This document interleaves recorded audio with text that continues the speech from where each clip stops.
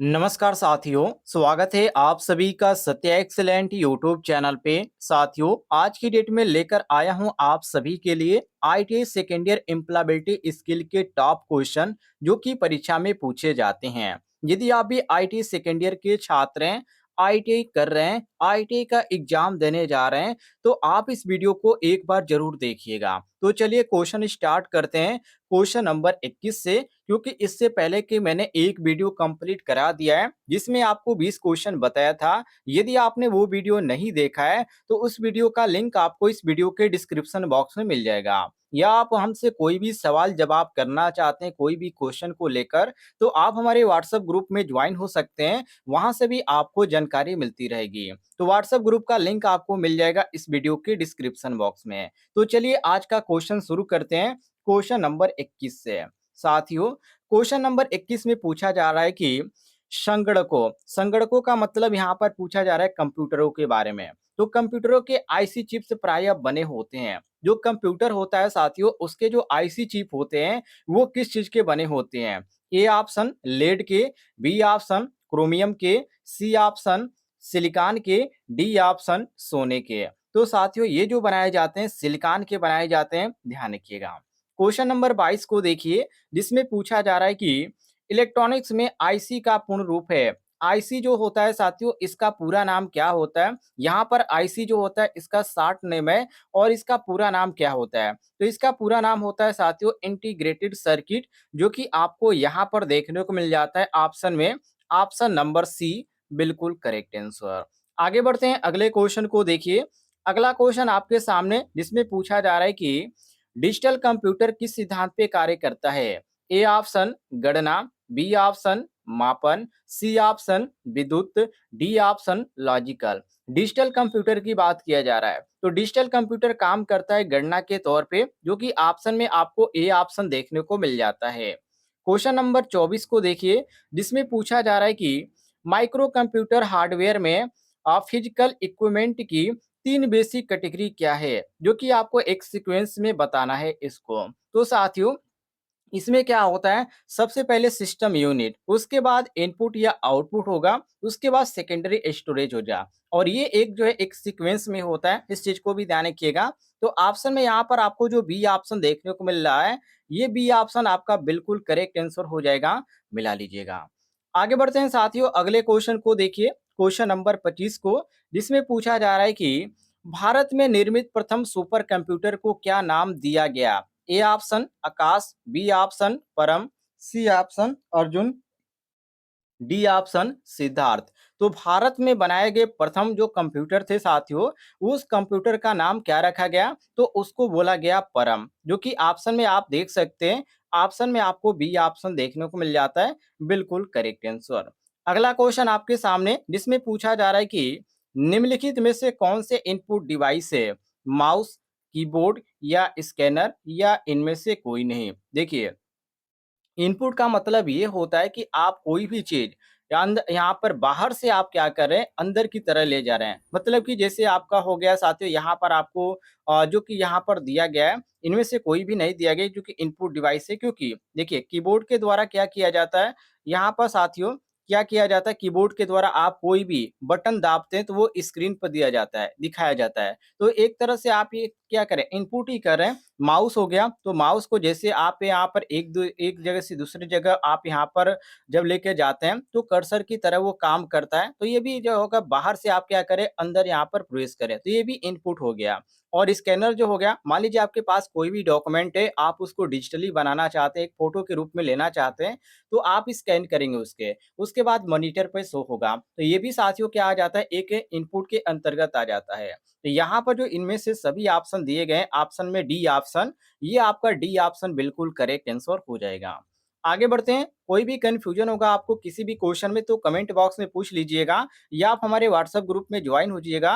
WhatsApp group का link आपको description box में मिल जाएगा। और साथियों, ऐसे ही आप डेली क्वेश्चन पढ़ना चाहते हैं तो इस वीडियो पर एक लाइक कीजिएगा, और इस वीडियो के नीचे आपको एक रेड कलर का बटन दिख रहा होगा सब्सक्राइब वाला, उसे जरूर दबाइएगा। चलिए आगे बढ़ते हैं, अगले क्वेश्चन को देखिए।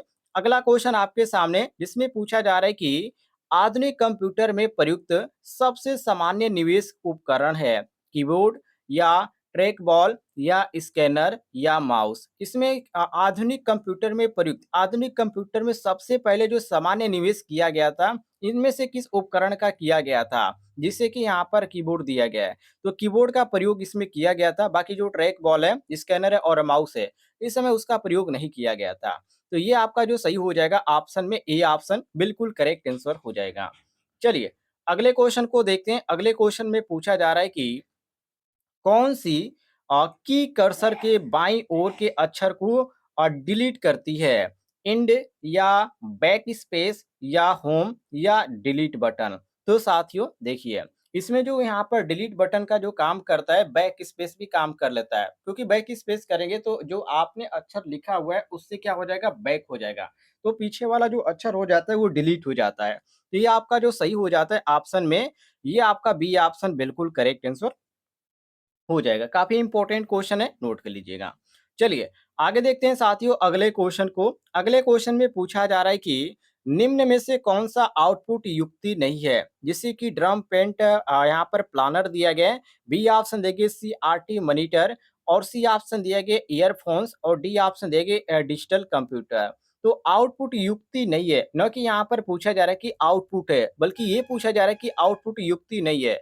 तो यहाँ पर जो डिजिटल कंप्यूटर है, ये आउटपुट के अंतर्गत नहीं आता है, क्योंकि आप कोई भी यहाँ पर फोटो खींचते हैं तो वो आपका कैमरे में कैद होता है, मतलब कि बाहर से क्या आ रहा है, यहाँ पर कैमरे में आ रहा है तो इन होगा, और उस कैमरे के जरिए आप क्या करेंगे, चाहे तो मॉनिटर पे भी शो करा सकते हैं या मोबाइल में भी शो करा सकते हैं। तो एक तरह से इनपुट का काम करता है। बाकी यहाँ पर ड्रम पेंट प्लांटर हो गया और सी आर टी मॉनिटर हो गया, ये क्या करते हैं साथियों, आउटपुट करते हैं, मतलब कि मॉनिटर पे शो करेगा तो आप उसको देखेंगे। तो मॉनिटर के अनुसार ये जो हो गया साथियों आपसे धारण हो रहा है, तो ये आउटपुट के अंतर्गत आ जाएगा। लेकिन यहाँ पर जो डिजिटल कैमरा है, ये साथियों किसके अंतर्गत आ जाएगा, ये आ जाएगा साथियों इनपुट के अंतर्गत, ध्यान रखिएगा। चलिए आगे देखते हैं अगले क्वेश्चन को। अगले क्वेश्चन में पूछा जा रहा है कि मुद्रक, जिसको प्रिंटर बोला जाता है, की गति मापने की इकाई है। जैसे कि यहाँ पर ए दिया गया सीपीएम या आरपीएम या पीपीएम। तो देखिए प्रिंटर की यदि गति मापने की इकाई की बात करें तो इसमें दो चीजें होती है,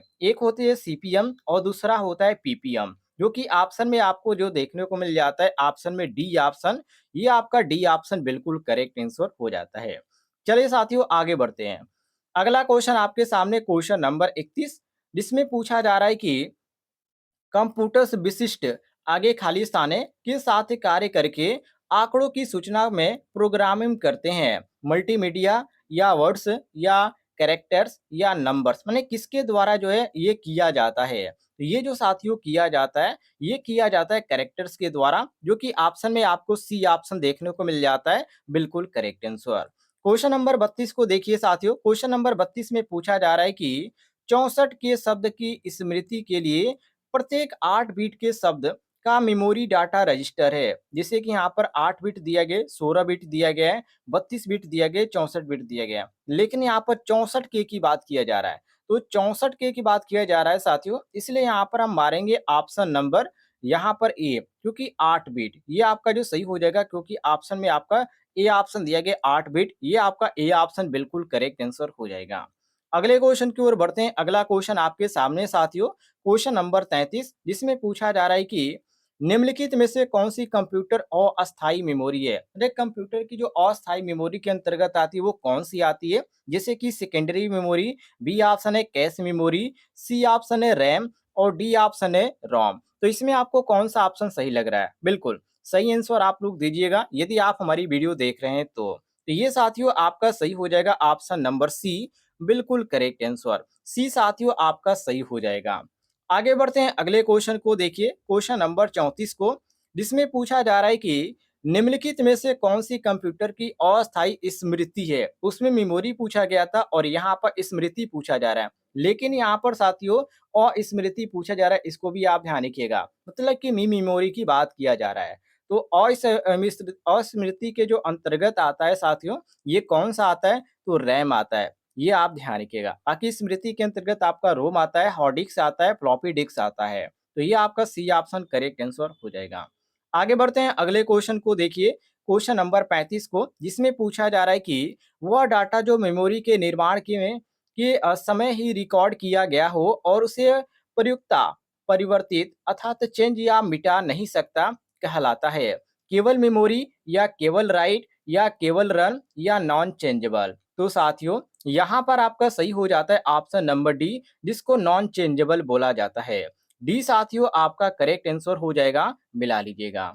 आगे बढ़ते हैं अगले क्वेश्चन को देखिए, क्वेश्चन नंबर 36 को, जिसमें पूछा जा रहा है कि निम्नलिखित तथ्यों में से कौन सा तथ्य कैश मेमोरी के बारे में सही नहीं है। ध्यान रखिएगा क्वेश्चन में पूछा जा रहा है कि सही नहीं है। जैसे कि ए ऑप्शन देंगे रैम, और यहाँ पर दिया गया यह एक अस्थाई मेमोरी है, और यहाँ पर दिया गया साथियों यह रैम से छोटी है, और यहाँ पर डी दिया गया सिंक्रोनस एक्सेस मेमोरी। तो साथियों इसमें जो आपका सही हो जाता है वो साथियों ऑप्शन में आपका जो डी दिया गया है, ये डी ऑप्शन आपका बिल्कुल करेक्ट आंसर हो जाता है। आगे देखते हैं अगले क्वेश्चन को देखिए। अगले क्वेश्चन में पूछा जा रहा है कि कंप्यूटर में द्वितीयक संगणक सिस्टम के रूप में निम्नलिखित में से किसका प्रयोग किया जाता है। फ्लॉपी का, या ईपीरोम का, या रोम का, या रैम का। तो कंप्यूटर में द्वितीयक संगणक के बारे में पूछ रहा है, द्वितीयक से यहाँ पर मेमोरी के बारे में पूछ रहा है, सिस्टम से जुड़े हुए सवाल है। तो साथियों यहाँ पर आपको ए ऑप्शन देखने को मिल जाता है फ्लॉपी, इसका साथियों प्रयोग किया जाता है, फ्लॉपी का प्रयोग किया जाता है। ऑप्शन में आपका ए ऑप्शन सही हो जाएगा। क्वेश्चन नंबर 38 को देखिए, जिसमें पूछा जा रहा है कि सीडी रोम निम्नलिखित का एक उदाहरण है, इनपुट डिवाइस का, या आउटपुट डिवाइस का, या इनपुट तथा आउटपुट दोनों का, या पॉइंटिंग डिवाइस का। तो साथियों यहाँ पर आपका सही हो जाएगा option number A, input device का। ये ऑप्शन आपका बिल्कुल करेक्ट आंसर हो जाएगा। आगे बढ़ते हैं अगले क्वेश्चन को देखिए, क्वेश्चन नंबर 39 को, जिसमें पूछा जा रहा है कि निरंतर सक्रिय सिस्टम प्रोग्राम प्रोसेस को क्या कहते हैं। डीमन बोला जाता है, या प्रोसेस बोला जाता है, या प्रोसेस ब्लॉक बोला जाता है, या प्रोसेस कंट्रोल ब्लॉक बोला जाता है। तो साथियों इस चीज को बोला जाता है डीमन, जो कि ऑप्शन में आपको ए ऑप्शन देखने को मिल जाता है। आगे बढ़ते हैं अगले क्वेश्चन को देखिए, जिसमें पूछा जा रहा है कि वर्चुअल मेमोरी का आकार निर्भर करता है। वर्चुअल मेमोरी का जो आकार निर्भर करता है साथियों, वो एड्रेस लाइन पे निर्भर करता है, जो कि ऑप्शन में आपको ए ऑप्शन देखने को मिल रहा है।